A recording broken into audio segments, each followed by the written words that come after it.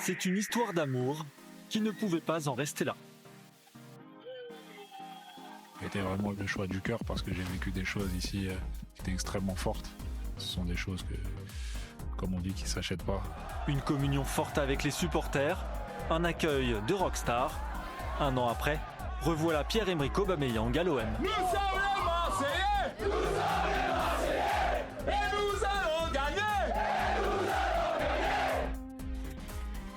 L'attaquant gabonais n'a laissé que des bons souvenirs à Marseille, car malgré des débuts difficiles, Aubameyang avait cartonné lors de l'exercice 2023-2024. Meilleur buteur de la Ligue Europa, il avait terminé la saison avec 30 buts en 51 matchs, du jamais vu à l'OM depuis Didier Drogba 20 ans plus tôt. C'est le joueur. Dans toutes les équipes, vous avez le joueur. Donc vous mettez le joueur là où il aime et après vous construisez l'équipe. Malgré la volonté de Pablo Longoria de le conserver, Aubameyang avait filé en Arabie Saoudite l'été dernier. Finalement, une simple parenthèse. En allant là-bas, j'ai progressé, j'ai beaucoup aidé à faire jouer l'équipe cette année. J'ai été amené à beaucoup plus décrocher pour le coup, donc c'est un bagage que je prends en plus dans ma palette. Après, ce que j'ai perdu, sincèrement, je sais pas. La vitesse, elle est toujours là. À 36 ans, Aubameyang est en effet encore bien en jambes. Au sortir d'une saison à 17 buts en Saudi Pro League, la confiance est toujours là. La preuve, déjà, en match de préparation face à Aston Villa, avec un doublé au Vélodrome et une complicité naissante avec Mason Greenwood. Oh Mason et le doublé de Mister Pierre-Emerick Aubameyang. Dans un secteur offensif recomposé en quasi-totalité en 2 ans, Aubameyang doit reprendre ses marques et faire face à la concurrence au poste d'attaquant de pointe. Ci dà esperienza, ci dà qualità, sta ancora bene. Quindi nella mia testa Guiri è lo stesso giocatore dell'anno scorso, parte da una posizione avvantaggiata rispetto a Pierre Aubameyang. Ma ci sono talmente tante partite che dovranno giocare tutti, magari giocheranno assieme anche, quindi non mi faccio il problema. Mais la hiérarchie pourrait vite être bousculée. Amine Gouiri, 10 buts en 15 matchs avec l'OM, s'est montré très discret lors de la préparation et face à Rennes lors de la première journée de Ligue 1. S'il arrive à être efficace ou pas, mais physiquement à être bien, je pense que dans l'esprit de De Zerbi, il passera devant. En pointe du 4-2-3-1 de Roberto De Zerbi pour concurrencer Gouiri, mais pas seulement. Moi, je suis quelqu'un qui est flexible, c'est-à-dire que je peux jouer soit dans l'axe ou sur les côtés, c'est pas un problème. En soi, il sait très bien que je sais m'adapter. Au-delà du jeu, Aubameyang est attendu dans un rôle de guide. L'OM l'a fait revenir aussi pour son expérience au plus haut niveau. Se rapprocher du PSG, réaliser une belle campagne en Ligue des Champions.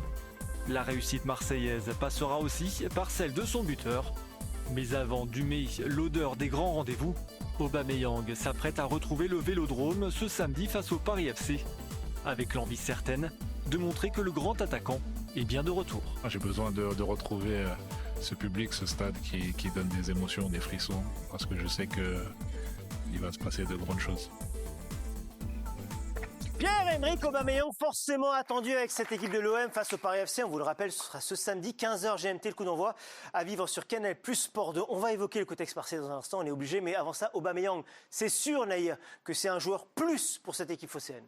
Non, c'est un joueur plus et depuis son départ, ils n'ont pas réussi à trouver son remplaçant. Surtout que l'année où Aubameyang était à l'OM, c'était à peu près 51 matchs. Il a marqué 23 fois et je pense 12 passes décisives.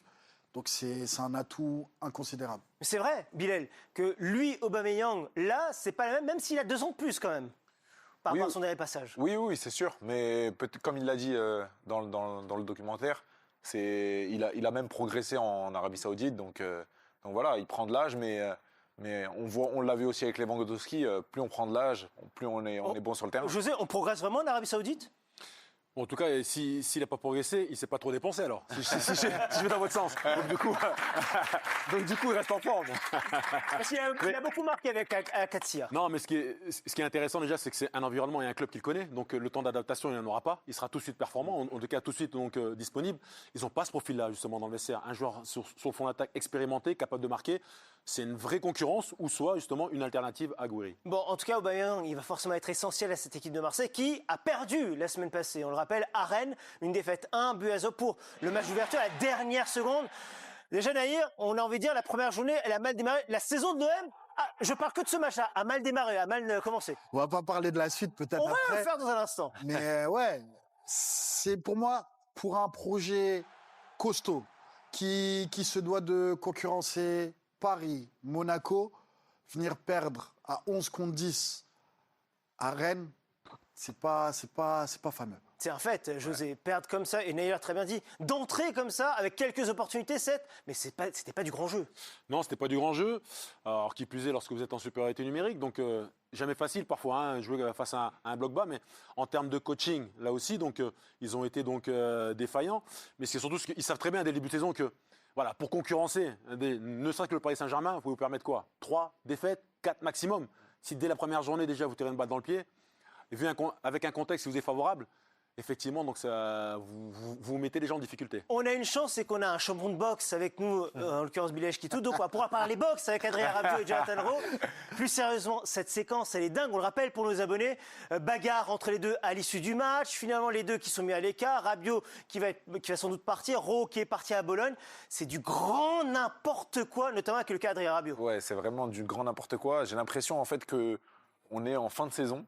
Et qu'on parle de l'OM comme si c'était la fin de saison alors qu'on commence tout juste la saison et qu'il y a déjà des gros soucis dans cette équipe-là. Et c'est dommage parce qu'il y a de très bonnes qualités. On l'a vu avec Greenwood, avec Aubameyang. Il y a des choses à faire avec cette équipe, mais voilà, il y a toujours ces côtés extra-sportifs ou des problèmes comme ça de comportement qui viennent entacher leur saison. Dès la première défaite, c'est quand même fou. Bon, encore une fois, c'est toujours douloureux de perdre, le contexte aussi, mais on pensait qu'ils avaient pris un peu en sagesse et en sérénité, parce que la saison dernière, ça avait été très pénible de se qualifier en Ligue des Champions. Ils l'ont fait péniblement, mais ils l'ont fait. On a vu l'union derrière, que ce soit avec les joueurs, le staff, la présidence. Et là, dès le premier écueil, tout explose. Et dans la communication, ce qui en découle, c'est Marseille, quoi. C'est un volcan qui, au moindre truc, explose. Et c'est vrai que là, il y a une gestion qui est incompréhensible. Et à voir si le